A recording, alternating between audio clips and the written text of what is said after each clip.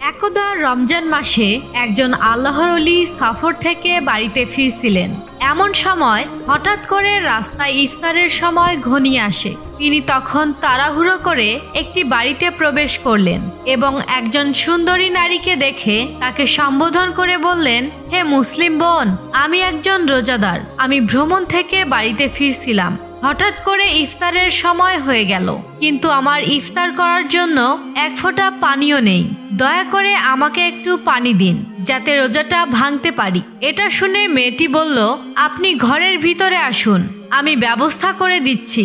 অতঃপর মেয়েটি বিভিন্ন আইটেমের খাবার এনে তার সামনে পেশ করলেন। তখন আল্লাহর ওলি মহান রবের কাছে শুকরিয়া আদায় করে ইফতার করতে শুরু করলেন। কিন্তু তিনি জানতেন না যে এই মেয়েটি শহরের প্রসিদ্ধ একজন বেশ্যা। তার আসল নাম ছিল রেশমা, আর মানুষেরা তাকে রাতের রানী বলে ডাকত।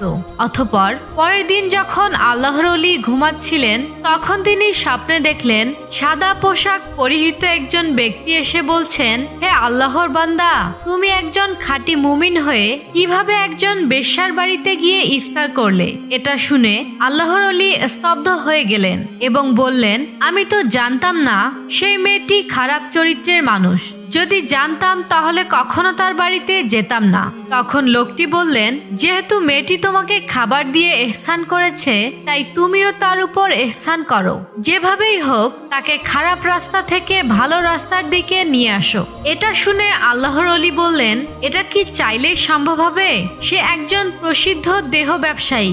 শহরের ধনী মানুষেরা তার সাথে রাত কাটানোর জন্য যায়। সে কি তার পাপের রাজ্য ছেড়ে ফিরে আসতে চাইবে? তখন লোকটি খানিকটা রাগ দেখিয়ে বলল, সে পাপের রাজ্যে আছে বলে ভালো হতে চাইবে না, এটা তুমি কিভাবে জানলে? তার সামনে কি কখনো ভালো হওয়ার সুযোগ তুলে ধরেছিলে? এটা শুনে আল্লাহর ওলি চুপ হয়ে গেলেন। অতঃপর পরের দিন তিনি আবারও সেই রেশমার বাড়িতে আসলেন। রেশমা তখন আল্লাহর ওলির চেহারা দেখে চিনতে ভুল করেনি। সে তাকে দেখে কিছুটা অপ্রস্তুত হয়ে গেল।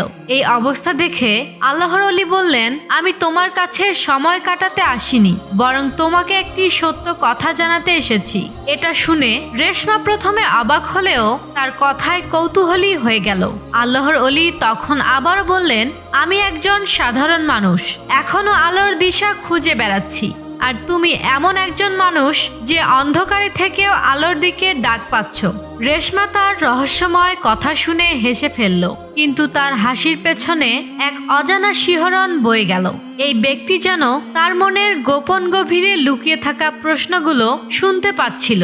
অতঃপর তিনি এক